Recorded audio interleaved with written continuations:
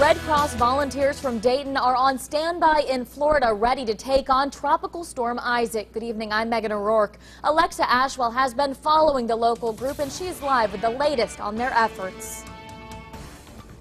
Well, Megan, I spoke with Red Cross volunteer Roger Harris. He tells me right now he and 11 other emergency response vehicles, or ERVs, from around the country are in Tallahassee, Florida, waiting on orders. Harris says most likely he will go where Isaac hits the hardest.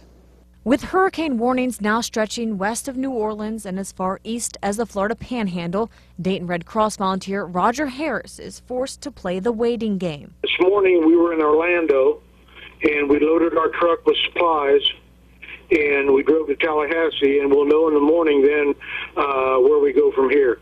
We caught up with Harris in Dayton Friday as he was packing up the ERV and preparing to make the 15-hour trip to Orlando. We had a lot of heavy rain in Orlando this morning, and we got to Tallahassee and the sun was shining. Harris says Florida residents are preparing for Isaac, but many are confident the tropical storm will hit west of them, towards New Orleans. I talked to a clerk today, and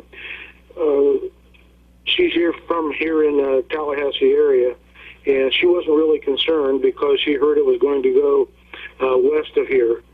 So she wasn't concerned, and that's really kind of the feeling we get from everyone that we've talked to in this area. Wherever Isaac hits, Harris says he and his team are armed with food and cleanup kits and ready to help anyone who is without power or displaced due to the storm. Where we just have supplies, which we will take possibly to a shelter or to a known location where it's needed. The other thing we do, and this will happen after the hurricane or the tropical storm makes landfall, then we will start serving or delivering hot meals.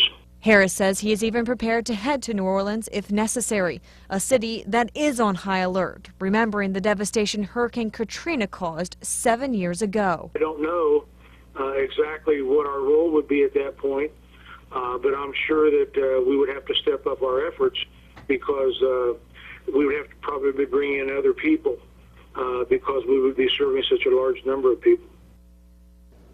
Now, Harris will be in the Gulf Coast region for at least 2 weeks. That's how long Red Cross volunteers are typically deployed. I'm Alexa Ashwell, 2 News.